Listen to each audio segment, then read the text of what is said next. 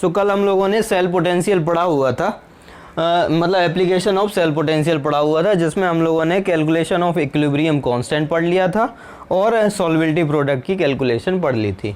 आज का टॉपिक है हम लोगों का कैलकुलेशन ऑफ थर्मोडायनेमिक प्रॉपर्टीज, और इसके बाद हम लोग पीएच का कैलकुलेशन करेंगे, वो भी एप्लीकेशन ऑफ सेल पोटेंशियल का ही पार्ट है। तो कैलकुलेशन ऑफ थर्मोडायनेमिक प्रॉपर्टीज में हम लोगों को कैलकुलेट करना है डेल्टा जी, डेल्टा एच और डेल्टा एस। हम लोग किस तरीके से कैलकुलेट करेंगे अगर हम लोगों को सेल पोटेंशियल गिवन है। तो कैलकुलेशन ऑफ थर्मोडायनेमिक प्रॉपर्टीज में हम लोग चलते हैं। जैसे कि हम लोगों को पता है delta G is equal to क्या होता है, माइनस का एन एफ ई होता है, और अगर स्टैंडर्ड स्टेट में है तो delta G not is equal to minus N F E not हो जाएगा।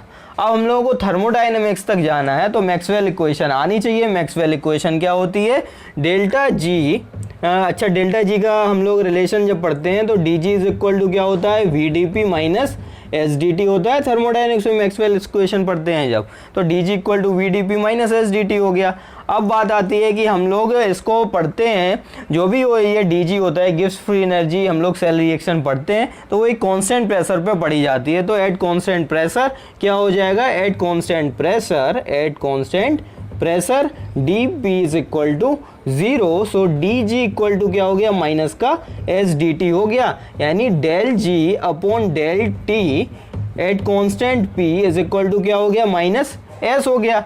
अब अगर हम लोगों को डेल्टा जी लेना है तो क्या करेंगे, यहाँ पे ये हो गया डेल्टा ले लिया, delta G upon D T at constant pressure, यहाँ पे चेंज लिया है तो यहाँ पे भी क्या हो जाएगा, माइनस का डेल्टा एस हो जाएगा, यानी चेंज आ गया है। अब हम लोगों को रिलेशन फाइंड करना है कि एंट्रोपी का रिलेशन सेल पोटेंशियल के साथ किस तरीके से। देखिए डेल्टा जी का तो रिलेशन हम लोगों को पता है सेल पोटेंशियल के साथ, delta G is equal to minus N F E not होता है। अब हम लोग एंट्रोपी का भी देख लेते हैं कि एंट्रोपी और सेल पोटेंशियल में क्या रिलेशन है। तो हम लोग डेल्टा जी की वैल्यू कहाँ से, इक्वेशन नंबर 1 से यहाँ पे पुट कर देंगे, तो क्या आ जाएगा, delta G equal to put करते हैं यहाँ पे, तो ये हो गया।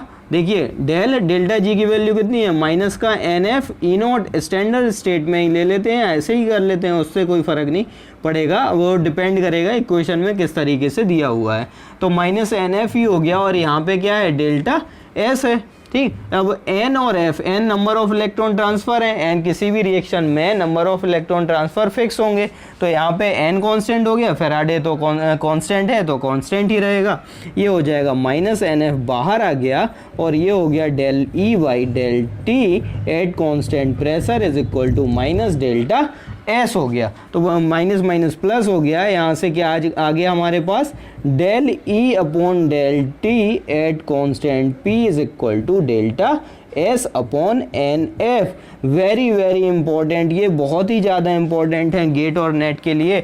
2 बार गेट में और एक बार नेट में इस तरीके से पूछा है, और कई बार इससे रिलेटेड क्वेश्चन भी आ चुके हैं, और हम लोग कंफ्यूज हो जाते हैं कि आखिर अब इसको हम लोग सेल पोटेंशियल को एंट्रोपी के साथ कैसे रिलेट कराएं। तो del E by del T at constant P is equal to कितना हो गया, delta S upon N F, where delta E upon delta T at constant pressure, this is called temperature coefficient of cell, temperature coefficient of cell, ये cell का temperature coefficient कहलाता है। तो देखिए यहाँ से हम लोगों को रिलेशन क्या क्या मिल गया, डेल्टा जी का रिलेशन सेल पोटेंशियल के साथ, और यहाँ पे डेल्टा एस का रिलेशन भी सेल पोटेंशियल के साथ, जो कि temperature coefficient del E by del T denote कर रहा है। अब हम लोगों को देखना है डेल्टा एच कैसे कैलकुलेट करेंगे। तो डेल्टा एच को कैलकुलेट करने के लिए हम लोगों को रिलेशन मालूम है, क्या रिलेशन मालूम है, यहाँ से स्टार्ट करते हैं। देखिए हम लोगों को 2 रिलेशन मिल चुके हैं, कौन कौन सा रिलेशन, एक तो डेल्टा जी वाला और दूसरा हम लोगों को डेल्टा एस वाला। Delta S is equal to हो गया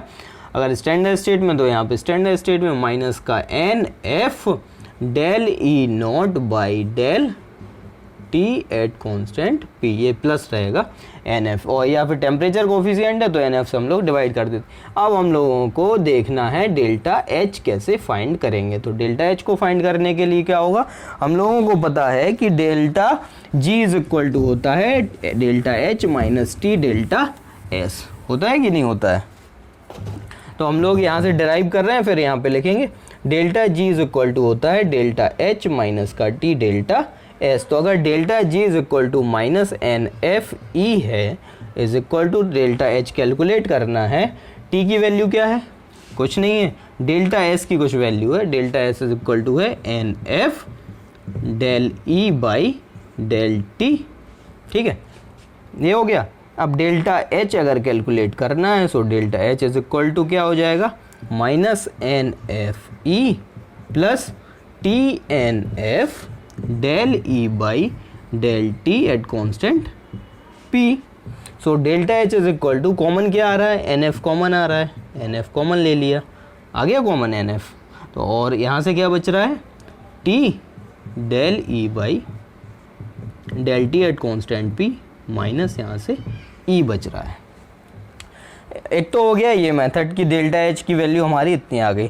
लेकिन जब हम लोगों ने delta H is equal to delta G equal to delta H minus T delta S है, डेल्टा जी कैलकुलेट कर लिया, डेल्टा एस कैलकुलेट कर लिया, टेम्परेचर हम लोगों के पास गिवन होगा, तो डेल्टा एच हम लोग कैलकुलेट नहीं कर लेंगे ऐसे, कैसे, delta H is equal to delta G plus T delta S, ये कैलकुलेट कर लेंगे तो डायरेक्ट वैल्यू पुट कर देंगे, तो इतना सब करने की ज़रूरत नहीं है।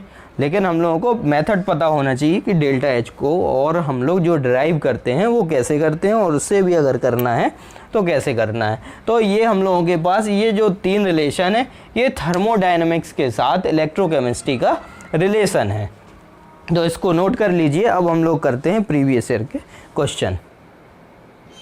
ये 2003 का क्वेश्चन है, for the reaction Hg2Cl2 solid plus H2 gas से 2Hg liquid and this one calculate delta G delta H and delta S at 298 kelvin respectively. Given है सेल पोटेंशियल गिवन है 298 केल्विन पे 0.2684 volt and temperature coefficient is equal to -3 × 10⁻⁴ volt पर kelvin given है। तो हम लोगों को delta G delta H और डेल्टा एस कैलकुलेट करना है। तो डेल्टा जी डेल्टा एच और डेल्टा एस को कैलकुलेट करने के लिए हम लोग कैसे सॉल्व करेंगे, इसको क्या करना है, डेल्टा जी कैलकुलेट कर लेते हैं पहले से ही। तो delta G is equal to क्या है हम लोगों का, delta G is equal to होता है माइनस का एन एफ ई होता है।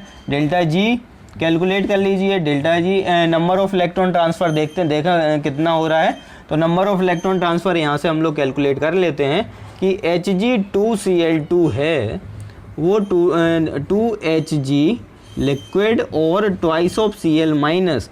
जब 2Cl माइनस है इसका मतलब है यहाँ पर 2 इलेक्ट्रॉन एक्सेप्ट कर रहा होगा, और हाइड्रोजन गैस है, हाइड्रोजन किस में जा रहा है, 2H प्लस में जा रहा है, यानी ये 2 इलेक्ट्रॉन रिलीज कर रहा होगा। तो total number of electron transfer कितने हैं, 2 हैं। तो ये हो गया माइनस का 2, एफ पता है ये आपको लोगों को 96500 इंटू ई की वैल्यू कितनी गिवन है 0.2684 वोल्ट। तो delta G is equal to आ जाएगा, जब आप लोग सॉल्व करेंगे किलो जूल में चेंज कर लेना, तो माइनस का 51.8 किलो जूल आंसर आ जाएगा, -51.8 किलो जूल पर मोल। मैंने ऑप्शन नहीं लिखे हुए हैं, आप लोग ऑप्शन से मैच कर लीजिए। अब जब पूरा हम लोग कैलकुलेट करेंगे तो डेल्टा जी कितना आ गया, माइनस का 51.8 किलो जूल पर मोल आ गया। ठीक है, तो इतना नोट हो गया। हम लोग डेल्टा जी की वैल्यू यहाँ पे लिख ले रहे हैं, delta G is equal to कितना आ गया, माइनस का 51.8 किलो जूल पर मोल आ गया।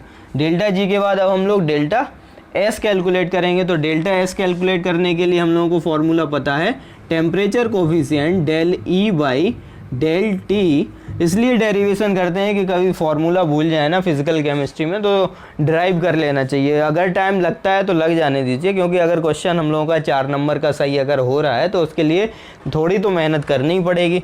तो del E by del T is equal to होता है delta S upon N F, होता है कि नहीं, यही तो है टेम्परेचर कोफिशिएंट। तो अब हम लोगों को डेल्टा एस कैलकुलेट करना है। तो delta S is equal to हो जाएगा N F del E by del T हो गया। ठीक है, अब del E by del T हो गया तो एन की वैल्यू हम लोगों को 2 पता है 96500, और टेम्परेचर कोफिशिएंट की वैल्यू है माइनस का 3 × 10⁻⁴ वोल्ट पर किलोग्राम, और ये हो जाता है इसका कूलाम होता है, और एन तो नंबर ऑफ इलेक्ट्रॉन ट्रांसफ़र है।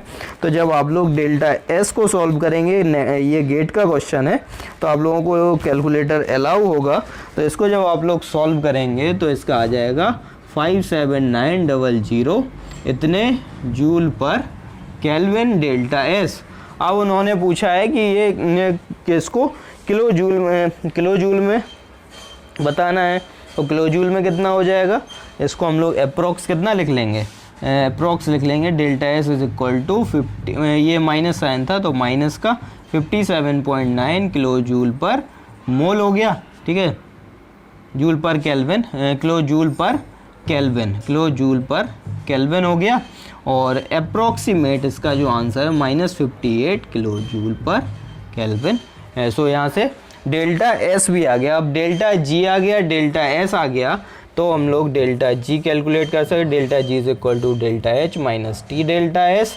तो डेल्टा एच कैलकुलेट करने के लिए हम लोग delta G plus T delta S कर देंगे।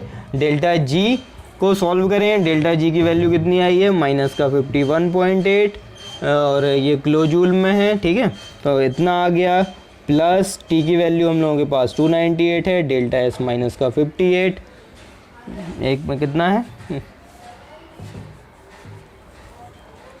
ये जूल में आंसर आया इसका। तो इसको आप लोग एक सेकंड थोड़ा सा, इसका जो ये जूल पर केल्विन हो जाएगा, इसको हम लोग इतना नोट करिए आप लोग, फिर देखते हैं हम। ये मिस्टेक हो गई थी यहाँ पे, ये इसको इतना आंसर आया तो यहाँ पे हम लोग ये भूल गए थे 10⁻⁻⁴, ठीक है, इस वाले में। तो delta S is equal to कितना हो गया, अब ये आ गया, इसको हम लोग 5700 करेंगे पूरा आंसर जब कैलकुलेट करेंगे इतना, और तो आंसर इसका जो आएगा ना वो आएगा माइनस का 58 के अप्रोक्स जूल पर केल्विन। आप लोग कैलकुलेटर से सॉल्व कर लीजिए। तो इतना आंसर आ गया, और ये 58 है, ये देखिए किलो जूल में है और ये जूल में है। तो आप लोगों को किलो जूल में बनाने के लिए क्या करना पड़ेगा, पहले तो 1000 से डिवाइड करना पड़ेगा। जब 1000 से डिवाइड करेंगे तब हम लोगों को, और फिर 298 से मल्टीप्लाई करना है। तो ओवरऑल जब आप लोग इसको सॉल्व करेंगे तो डेल्टा एच की वैल्यू आ जाएगी माइनस के 69 किलो जूल के अराउंड, -69, और यही ऑप्शन है तो ऑप्शन नंबर 1 करेक्ट हो जाएगा, माइनस का 69 किलो जूल पर मोल। तो ये हो गया delta G delta H calculate करने के लिए, इसको नोट करिए। देखिए जून 2018 का क्वेश्चन है, काफ़ी लॉजिकल क्वेश्चन है ये। तो इसमें standard cell potential of cell, ये एक सेल गिवन है, was measured over a range of temperatures, देखिए measured over a range of temperatures and data was fitted as, data इस तरीके से उन्होंने सेट किया है, एक बाइनोमियल टाइप की इक्वेशन, एक इक्वेशन बना के दी हुई है कि ई और टेम्परेचर, मतलब सेल पोटेंशियल और टेम्परेचर में रिलेशन किस तरीके से है। तो एक इक्वेशन है, standard reaction of entropy joule पर केल्विन में एंड एंथैल्पी किलो जूल पर मोल में कैलकुलेट करना है। तो यहाँ पे अगर डेल्टा जी कैलकुलेट करना होता तो delta G is equal to NFE होता है। तो NFE में यहाँ पे भी देखिए नंबर ऑफ इलेक्ट्रॉन ट्रांसफ़र कितने हो रहे हैं, AgBr से Ag जा रहा है, और यहाँ पे हम लोग H2 को हाफ H2 में कन्वर्ट कर देंगे। तो जब भी AgBr है तो वहाँ पे, और हाइड्रोजन है तो वहाँ पे नंबर ऑफ इलेक्ट्रॉन ट्रांसफ़र तो कितना होगा, नंबर ऑफ इलेक्ट्रॉन ट्रांसफ़र 1 होगा, ठीक है। अब ई और टेम्परेचर, तो डेल्टा जी तो हम लोगों को कैलकुलेट करना नहीं है, तो अगर डेल्टा जी भी कैलकुलेट करना होता तो हम लोग टेम्परेचर 298 केल्विन रख देते। तो देखिए यहाँ से कितना आता, ये हो जाता T 298, तो ये पोर्शन 0 और ये पोर्शन भी 0 हो जाता, बचता 0.01, वो क्या आ जाता, ई नॉट आता कि नहीं आता। तो यहाँ से हम लोग delta G is equal to minus का NF ई नॉट लगा देते तो डेल्टा जी भी कैलकुलेट हो जाता। लेकिन वो पूछ रहे हैं एंट्रोपी और एंथैल्पी, तो हम लोग एंट्रोपी पे चलते हैं। एंट्रोपी का फॉर्मूला हम लोगों ने क्या पढ़ा था, delta S upon NF is equal to del E by del T. जो del E by del T था वो था टेम्परेचर कोफिशिएंट। यहाँ पे भी अब हम लोगों को अगर डेल्टा एस फाइंड करना है तो क्या करेंगे, हम लोग यहाँ पे del E by del T calculate करेंगे। तो डिफ्रेंशिएट कर देंगे इस इक्वेशन को विद रिस्पेक्ट टू टी। तो डिफ्रेंशिएट करेंगे तो del E naught by del T at constant P is equal to, ये कांस्टेंट है 0 -1 × 10⁻⁻⁴ देखिए अब ब्रैकेट में टी का कितना हो जाएगा, विद रिस्पेक्ट टू टी कर रहे हैं तो टी का 1 हो जाएगा, 298 का 0, तो बचा कितना -1 इंटू 10⁻⁴ -2 इंटू 10⁻⁻6। अब इसका करेंगे, इसको एक्स स्क्वायर कंसीडर करेंगे। जब भी हम लोग एक्स स्क्वायर का विद रिस्पेक्ट टू एक्स करते हैं तो 2x हो जाता है, तो यहाँ पे हम लोग टी स्क्वायर कंसीडर कर रहे हैं तो टी स्क्वायर का टी के रिस्पेक्ट में 2t हो जाएगा। यानी ये जो 2 है वो आ गया आगे 2 और t - 298, और फिर करते हैं कि जिसको हम लोग कंसीडर करते हैं उसका एक बार और करते हैं, तो इसको करेंगे तो t का 1 हो जाएगा, 298 का 0, तो इतना सॉल्व होके आ गया। बस अब हम लोगों को del E by del T मिल गया है, और del E by del T को हम लोग पहले टेम्परेचर के रिस्पेक्ट में कैलकुलेट कर लेते हैं। तो टेम्परेचर क्या है हम लोगों का, 298 है, तो 298 है, तो देखिए 298 जब वैल्यू हम लोग पुट करेंगे तो वैल्यू यहाँ से देखिए कितनी हो जाएगी, अब देखिए at 298 kelvin del E by del T कितना हो जाएगा, -1 इंटू 10⁻⁴, और यहाँ पे जब 298 रखेंगे तो ये ओवरऑल वैल्यू 0 हो जाएगी। तो हमें टेम्परेचर कोफिशिएंट कितना मिला, -1 इंटू 10⁻⁴।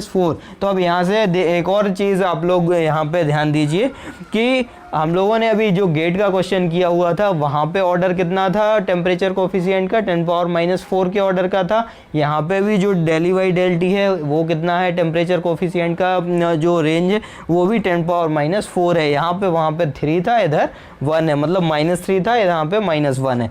ऑर्डर हम लोगों का 10⁻⁴ ही है, यानी जो टेम्परेचर कोफिशिएंट का जो वैल्यू होती है वो 10⁻⁴ के ऑर्डर की होती है। Del E by del T आ गया, del E by del T की वैल्यू कितनी होती है, delta S upon N F होता है। तो डेल्टा एस कैलकुलेट करना है हम लोगों को, तो delta S upon N F के, एन एफ इधर आ गया, इंटू 10⁻⁻1 इंटू 10⁻⁴, एन की वैल्यू 1 है, ये 96500 हो गया, माइनस साइन आगे आ गया, 10⁻⁴, 1 2 3 4, तो माइनस का 9.65, और ये किस में आएगा, जूल पर केल्विन में, जूल पर केल्विन में आ गया। तो हम लोगों के पास देखिए ऑप्शन कौन कौन से मैच कर गए हैं। अगर देखें एंट्रोपी कैलकुलेट करना था पहले, तो एंट्रोपी के लिए ऑप्शन नंबर 1 इज करेक्ट हो गया है। तो डेल्टा एस आ गया। अब हमें एंथैल्पी कैलकुलेट करना है, तो एंथैल्पी के लिए हम लोगों ने देखिए यहाँ से डेल्टा जी कैलकुलेट कर लेंगे। तो डेल्टा जी कितना होगा, delta G is equal to minus का एन एफ ई नोट। तो डेल्टा जी आ जाएगा, एन की वैल्यू कितनी है, 1 है, एफ 96500, और ये कितना है 0.01, सो 0.12, यानी डेल्टा जी नोट आ गया है 965 आ गया। लेकिन हम लोगों को किस में कैलकुलेट करना है, किलो जूल में। So delta G is equal to minus का 0.965, ये किलो जूल पर मोल हो गया, ये जूल पर केल्विन में है।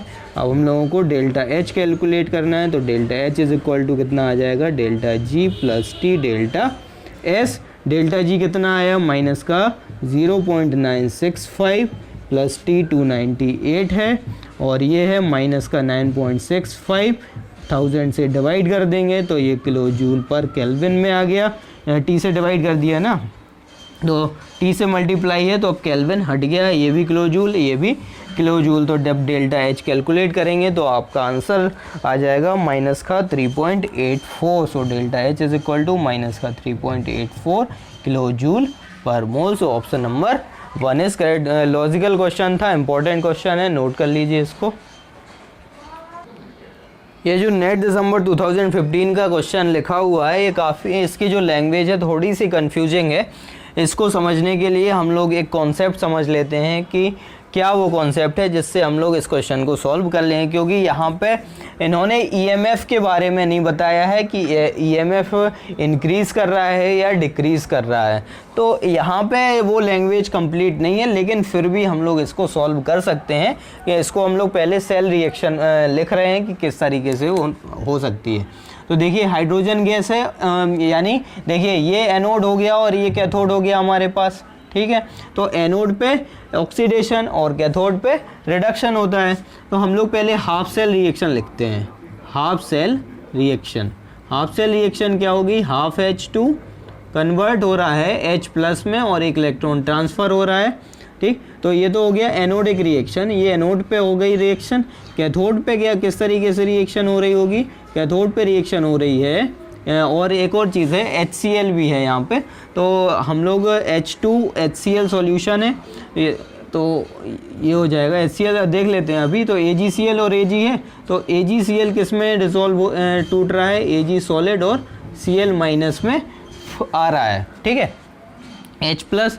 और यानी ये हमारे पास इस तरीके से सॉल्यूशन होगा कि हमारे पास HCl होगा और ये हाफ H2 यानी एनोड ऑक्सीडेशन। तो आप लोगों को सिर्फ रिएक्शन से मतलब है कि कैसे ये रिएक्शन प्रोसीड कर रही है। तो हम लोग रिएक्शन अगर लिखें तो देखिए, अगर रिएक्शन लिखें इसको तो एंट्रोपी पे क्या फ़र्क पड़ रहा है। तो H2 गैस कहाँ पे है, हाइड्रोजन गैस तो इधर हो गया, हाइड्रोजन है, और हाइड्रोजन के साथ साथ यहाँ पे AgCl हो रहा है और यहाँ पे ये H+ में कन्वर्ट हो रहा है, HCl में कन्वर्ट हो रहा है और Ag सॉलिड, हम लोग ऐसे इसको लिख सकते हैं। तो H2 गैस है, AgCl सॉलिड है, HCl एक लिक्विड है और Ag सॉलिड है, ठीक। तो हम लोग जब एंट्रोपी देखते हैं तो एंट्रोपी में हम लोग क्या देखते हैं, रैंडमनेस कितना ज़्यादा इंक्रीज़ कर रहा है। तो प्रोडक्ट पे देखिए कोई गैस का मॉलिक्यूल है, नहीं है। रिएक्टेंट में कोई गैस का मॉलिक्यूल है, एक है। तो जो डेल्टा S है क्या होता है, delta S of product minus S of reactant. तो अगर हम लोग गैस के मॉलिक्यूल से कंसीडर करें तो डेल्टा S तो क्या है, इसका 0 है, यहाँ पे 1 है, यानी डेल्टा S -1 आया, डेल्टा S नेगेटिव आ रहा है।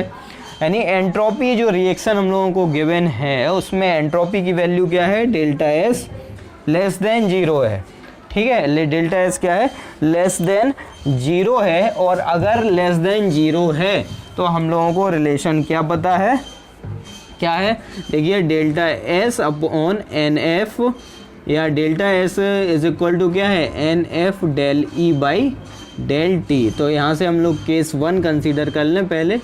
Case 1, when delta S greater than 0 then NF del E by del T greater than 0। So del E by del T greater than 0 ये कब होगा, जब दोनों सेम होंगे, यानी टेम्परेचर के बढ़ने पे EMF बढ़ेगा, दोनों पॉजिटिव, तभी ये वैल्यू पॉजिटिव रहेगी कि नहीं। तो when del T greater than 0 del E greater than 0, negative भी हो सकता है, नेगेटिव लेकिन पॉसिबिलिटी नहीं है क्योंकि ना तो टेम्परेचर नेगेटिव हो सकता है, EMF नेगेटिव हो सकता है, टेम्परेचर नेगेटिव नहीं हो सकता है। तो केस 1 हो गया। केस 2 में हम लोग कंसीडर कर रहे हैं delta S less than 0 consider कर रहे हैं। तो यहाँ पे भी क्या हो जाएगा, NF del E by del T less than 0 है, तो del E by del T less than 0 हो गया। अब यहाँ पे जस्ट अपोजिट हो गया है, मतलब अगर टेम्परेचर इंक्रीज कर रहा है तो EMF को डिक्रीज करना पड़ेगा, तब ये वैल्यू नेगेटिव होगी, या टेम्परेचर नेगेटिव होगा तो EMF को पॉजिटिव होना पड़ेगा।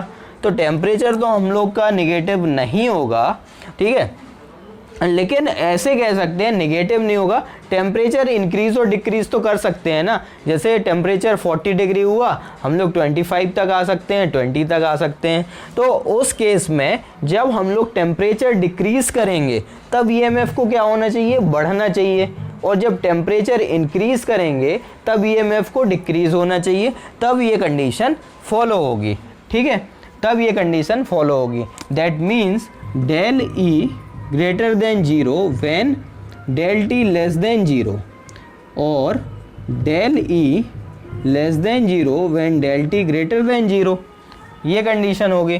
तो अब यहाँ पे बताइए, यहाँ पे उन्होंने EMF का इंक्रीमेंट और डिक्रीमेंट नहीं बोला है, तो हम लोग अपने लॉजिक से समझेंगे कि डेल्टा S हम लोगों का कैसा आया था, नेगेटिव आया था, और डेल्टा S नेगेटिव आया था तो हम लोग क्या कर सकते हैं, सेल पोटेंशियल को इंक्रीज कर सकते हैं। क्या कर सकते हैं, सेल पोटेंशियल को इंक्रीज कर सकते हैं, और जब सेल पोटेंशियल को इंक्रीज करेंगे तो टेम्परेचर क्या हो जाएगा, डिक्रीज, यानी कम करते जाएंगे, इंक्रीज विद T नहीं होगा। क्योंकि जब हम लोग इस तरीके की रिएक्शन सॉल्व करेंगे तो सिर्फ कंडीशन ऐसी ही बनेगी।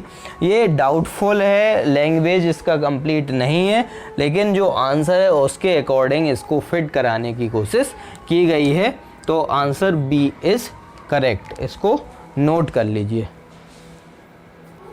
पीएच के लिए देख लेते हैं कि हाइड्रोजन इलेक्ट्रोड होता है हम लोगों के पास।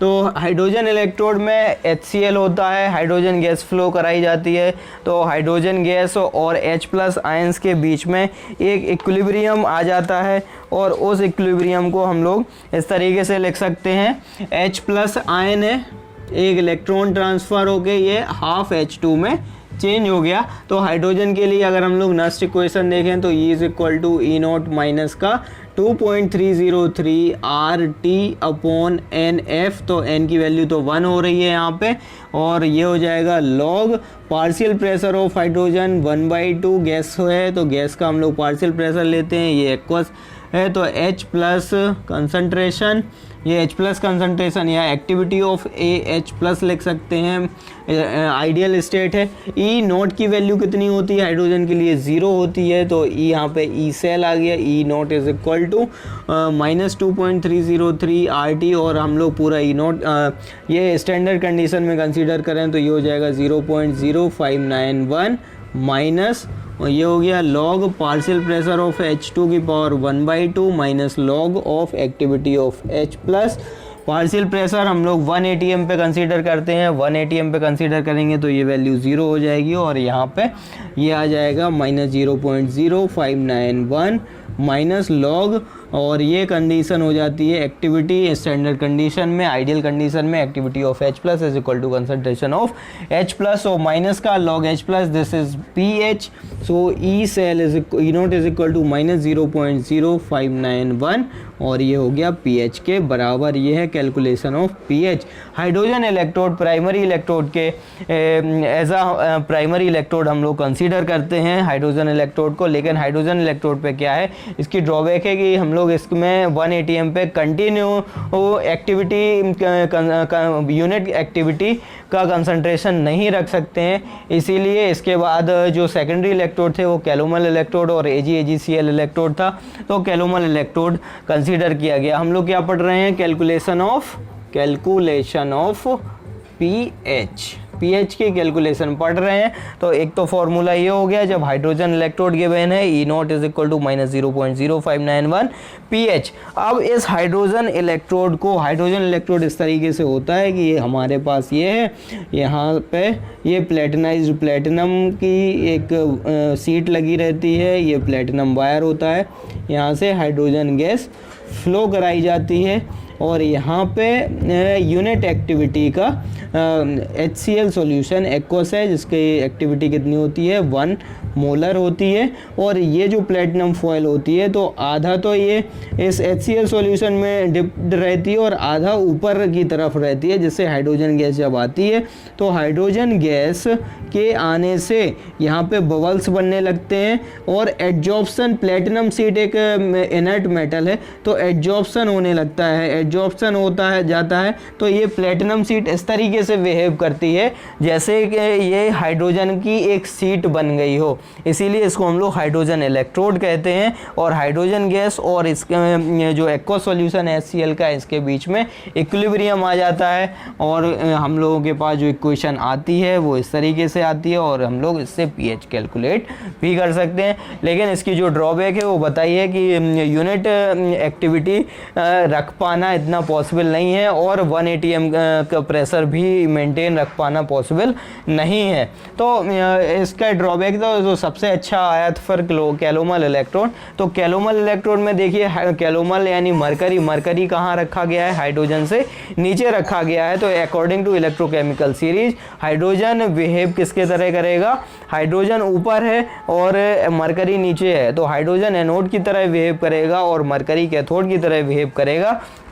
तो यहाँ पे हम लोग कैसे लिखते हैं? एनोड और कैथोड लिखते हैं। तो एनोड पे हाइड्रोजन इलेक्ट्रोड जाएगा और यहाँ पे कैलोमल इलेक्ट्रोड जाएगा। तो जब हम लोग कंप्लीट ई सेल लिखेंगे, E cell = E cathode minus E anode, ठीक है। ई कैथोड पे आएगा saturated calomel electrode Hg2Cl2 Hg and KCl, ये यूज़ होता है कैलोमल इलेक्ट्रोड में। तो E standard calomel electrode minus E of anode, E of anode की वैल्यू कितनी आई है -0.0591 pH। तो हम लोग जब यहाँ से pH अगर कैलकुलेट करनी होगी तो E cell is equal to क्या हो जाएगा, standard calomel electrode plus 0.0591 pH, और pH के लिए फॉर्मूला हो जाएगा E cell minus standard saturated calomel electrode divided by 0.0591। तो आप लोगों के पास कौन कौन से फॉर्मूले आ गए हैं pH कैलकुलेशन के? 2 फॉर्मूले आ चुके हैं, ठीक है। तो इनसे हम लोगों को pH कैलकुलेट हो जाएगी, ठीक है। तो अब pH कैलकुलेट करते हैं, इससे रिलेटेड जो प्रीवियस ईयर के क्वेश्चन हैं उनको कर लेते हैं। देखिए इस क्वेश्चन में गेट 2012 में 8298 kelvin the EMF of the cell, ये हाइड्रोजन इलेक्ट्रोड है और ये कैलोमल इलेक्ट्रोड है, ठीक है। तो हाइड्रोजन इलेक्ट्रोड मतलब एनोड पर है, ऑक्सीडेशन वाला पार्ट है, और ये कैथोड वाला पार्ट है, रिडक्शन वाला पार्ट है। उसमें ईएमएफ ऑफ द सेल, इस सेल का जो ईएमएफ है वो कितना गिवन है 0.7530 volt. The standard potential of calomel electrode, calomel electrode का स्टैंडर्ड पोटेंशियल उन्होंने कितना दे दिया है 0.2802 volt. If the liquid junction potential is 0, the pH of the solution is. Liquid junction potential पर भी एक अलग से वीडियो बनाएंगे जब हम लोग कंसंट्रेशन सेल पढ़ेंगे। तो pH ऑफ द सॉल्यूशन, तो हम लोगों को पता है E cathode minus E anode होता है। क्या फॉर्मूला निकल के आया था, E cell is equal to E cathode minus E anode, ये पता होना चाहिए हम लोगों को। ई सेल की वैल्यू कितनी है 0.7530। ई कैथोड पे क्या है, ई सैचुरेटेड कैलोमल इलेक्ट्रोड। एनोड को हम लोग कैसे लिख सकते हैं -0.05, तो ये हो जाएगा 0591 pH हो गया। तो 0.7530 इज इक्वल टू इसकी वैल्यू कितनी है 0.2802 है प्लस 0.0591 और pH, इसको जब सॉल्व करेंगे तो pH की वैल्यू आ जाएगी 8। pH कितना आ जाएगा 8 आ जाएगा, ठीक है। तो कौन सा ऑप्शन करेक्ट हो गया, ऑप्शन नंबर सी करेक्ट हो गया। तो ये था हम लोगों का application of cell potential complete हो गया है। और ये 2 वीडियोस में, प्रीवियस वीडियो भी आप लोग देख लीजिएगा और ये सेकंड वीडियो है एप्लीकेशन ऑफ सेल पोटेंशियल की। तो अब जो चैनल पे अगर नए हैं तो चैनल को सब्सक्राइब जरूर करिए, क्योंकि ये आगे भी वीडियो आ रही हैं और कंटिन्यूसली वीडियो अपलोड करेंगे। नेट से पहले जितना सिलेबस हो सकता है उसको कंप्लीट कराने की कोशिश करेंगे, क्योंकि नेट का एग्ज़ाम अभी पोस्टपोन हो गया है। अब देखते हैं कि कब हो रहा है। तो आप लोगों को पढ़ाई करते रहना है, ये नहीं सोचना है कि अब पोस्टपोन हो गया है तो अब हम लोग पढ़ाई नहीं कर रहे हैं। पढ़ाई करते रहिए और वीडियो को देखते रहिए और जितना ज़्यादा से ज़्यादा है क्वेश्चन सॉल्व करिए, ठीक है। तो इस चैनल को सब्सक्राइब करिए और ज़्यादा से ज़्यादा शेयर करिए। Thanks for watching.